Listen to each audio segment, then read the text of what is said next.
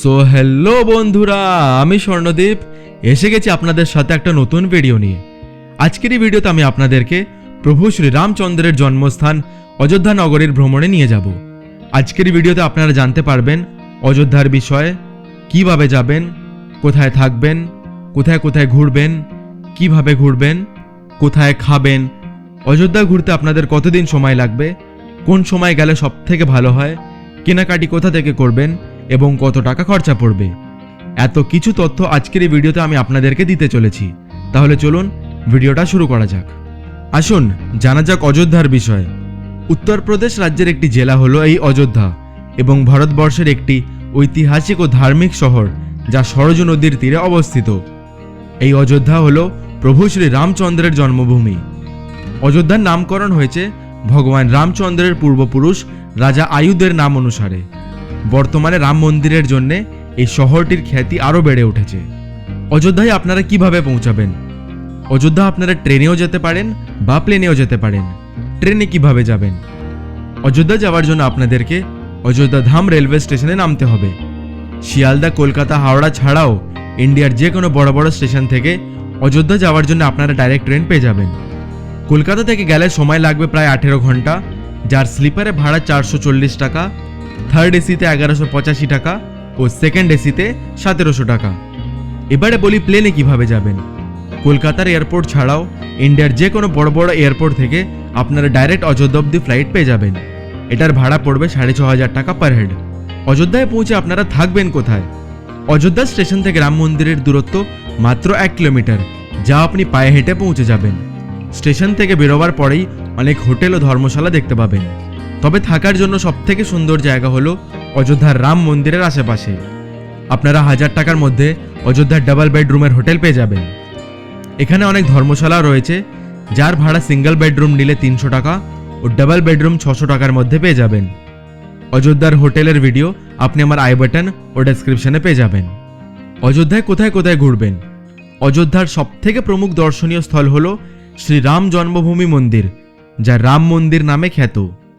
এছাড়াও অযোধ্যায় আপনারা হনুমানগড়ি, কনক ভবন, দশরথ মহল, রাম কি প্যাড়ি এবং সরজু নদীর ঘাট দেখতে পাবেন। অযোধ্যায় কিভাবে ঘুরবেন? অযোধ্যায় পৌঁছে আগে একটা হোটেল বুক করে নিন। হোটেলে চেক ইন করে ফ্রেশ হয়ে চলে আসুন প্রভু শ্রী রামলালার দর্শন করতে। মেন গেট দিয়ে সোজা ঢুকে ব্যাগ চেক করিয়ে জুতো, ব্যাগ, মোবাইল ও যাবতীয় ইলেকট্রনিক আইটেমস জমা দিয়ে চলে আসুন রামলালার দর্শন করতে। বলে রাখি, ভেতরে কোনো ধরনের ফুল প্রসাদ নিয়ে যাওয়া সম্পূর্ণ নিষেধ। দর্শন সেরে বেরোবার পথে আপনি প্রসাদও পেয়ে যাবেন। কাউন্টার থেকে জুতো, ব্যাগ ও মোবাইল নিয়ে বেরিয়ে পড়ুন। চলে আসুন লাঞ্চ করতে। রাম মন্দিরের আশেপাশে অনেক ভান্ডারার আয়োজন করানো হয়। চাইলে ভান্ডারতেও খেতে পারেন বা আপনারা রাম মন্দিরের আশেপাশে অনেক হোটেল পেয়ে যাবেন লাঞ্চ করার জন্যে। লাঞ্চ সেরে পায়ে হেঁটে চলে আসুন হনুমানগড়ি মন্দিরে। রাম মন্দির থেকে দূরত্ব মাত্র 1 কিলোমিটার। হনুমানগড়ি মন্দিরে আপনারা পুজো দিতে পারেন এবং মন্দিরের সামনে অনেক ডালার দোকানও পেয়ে যাবেন। ডালা নিয়ে লাইনে দাঁড়িয়ে পড়ুন। ভিড় থাকলেও দেখবেন কি তাড়াতাড়ি আপনারা হনুমানজির কাছে পৌঁছে গেছেন। ভালোভাবে দর্শন সেরে পুজো দিয়ে বেরিয়ে পড়ুন। চলে আসুন সরজু নদীর তীরে সরজু আরতি দেখতে। হনুমানগড়ি মন্দির থেকে দূরত্ব প্রায় 2.5 কিলোমিটার। অটো বা টোটোতে ভাড়া পড়বে মাত্র 10 টাকা। আরতি শুরু হতে হতে প্রায় 6:30 বেজে যাবে। এই স্থানে বেনারসের গঙ্গা আরতি মতনই আরতি দেখতে পাবেন, তবে তা সরজু নদীর তীরে। আরতি প্রায় আধ ঘন্টা মতো চলে। আরতি দেখে পায়ে হেঁটে চলে আসুন লতা মঙ্গেশকর চকে। রাস্তার দুপাশে দেখবেন বড় বড় স্তম্ভের ওপরে সূর্যাকৃতির আলো, যা পরিবেশটাকে আরও সুন্দর করে তুলেছে। সূর্যের আকৃতিটির কারণেই এই স্তম্ভগুলোর নাম দেওয়া হয়েছে সূর্য স্তম্ভ। এবারে চলে আসুন ডিনার করতে। ডিনার সেরে হোটেলে ফিরে আসুন। পরের দিন সকাল সকাল ব্রেকফাস্ট সেরে চলে আসুন হনুমানগড়ি মন্দিরের সামনে দিয়ে রাজা দশরথ মহলে। হনুমানগড়ি মন্দির থেকে দূরত্ব মাত্র 200 মিটার। খুবই সুন্দরভাবে দশরথ মহলটিকে সাজানো গোছানো হয়েছে। কথিত আছে প্রভু শ্রী রামের বাল্যকাল এখানেই কেটেছে। এরপরে পায়ে হেঁটে চলে আসুন কনক ভবনে। দূরত্ব মাত্র 200 মিটার। শ্রী রামচন্দ্রের বিবাহের সময় মা কৈকেয়ী শ্রীরাম ও মা সীতাকে এই ভবনটি উপহারে দিয়েছিলেন।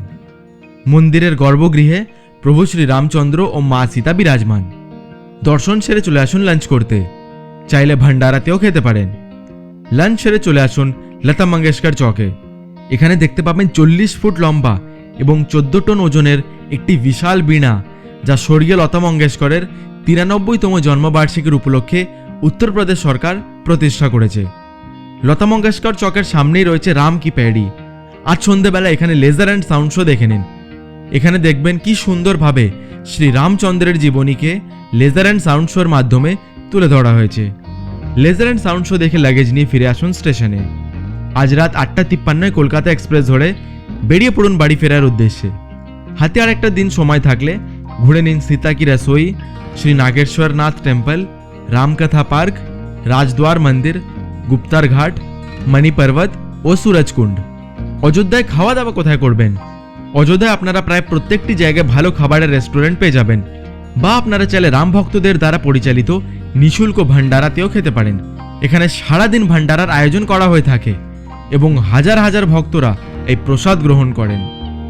অযোধ্যার ফেমাস খাবার হলো পাপড়ি চাট, যার এক প্লেটের দাম পড়বে 30 টাকা। অযোধ্যায় এলে মাখন মালাইও অবশ্যই খাবেন, এক প্লেটের দাম পড়বে 20 টাকা। চাইলে অযোধ্যার বিখ্যাত কন্দমূলও খেতে পারেন, 10 টাকায় 1 পিস এবং 20 টাকায় 3 পিস পাওয়া যায়। অযোধ্যা ঘুরতে আপনাদের কতদিন সময় লাগবে? অযোধ্যা আপনারা চাইলে একদিনেও ঘুরতে পারেন, কিন্তু সম্পূর্ণ অযোধ্যা ঘুরতে আপনাদের 2 দিন সময় লাগবে। অযোধ্যা কোন সময় যাবেন? ভক্তরা তো অযোধ্যা 12 মাসই ঘুরতে যায়, তবে অযোধ্যা ঘোরার সবথেকে বেস্ট সময় হলো অক্টোবর থেকে মার্চ। অযোধ্যায় কেনাকাটি কোথা থেকে করবেন? অযোধ্যায় মার্কেটিং করার সবথেকে বেস্ট জায়গা হলো রামপথ। এছাড়াও আপনি প্রত্যেকটি মন্দিরের আশেপাশে অনেক দোকান পেয়ে যাবেন মার্কেটিং করার জন্য।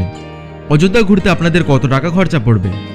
ট্রেন খরচ যাতায়াতের স্লিপারে 880 টাকা। হোটেল খরচ পড়বে দুজনের 1000 টাকা, মানে মাথায় পিছু 500 টাকা। খাওয়া খরচ 300 টাকা প্রতিদিন হিসাবে 2 দিনের 600 টাকা। তাহলে অযোধ্যা ভালোভাবে 2 দিনে ঘুরতে 1980 টাকা খরচা পড়বে, মানে 2000 টাকায় আপনি খুবই ভালোভাবে সম্পূর্ণ অযোধ্যা ঘুরে নিতে পারেন। আশা করছি আপনাদের অযোধ্যার একটা বাজেট ট্যুর প্ল্যান আমি দিতে পেরেছি। যদি আপনাদের কোনো ডাউট থাকে তাহলে আমাকে কমেন্ট করে অবশ্যই জানাবেন। তাহলে আজকের ভিডিওটা এখানেই শেষ করার অনুমতি নিলাম। ভিডিওটা যদি ভালো লাগে তাহলে প্লিজ লাইক করে একটা সুন্দর কমেন্ট করে আপনাদের ভালোবাসা জানাবেন এবং আমার চ্যানেলকে সাবস্ক্রাইব করারও অনুরোধ রইল। ধন্যবাদ, ভালো থাকবেন।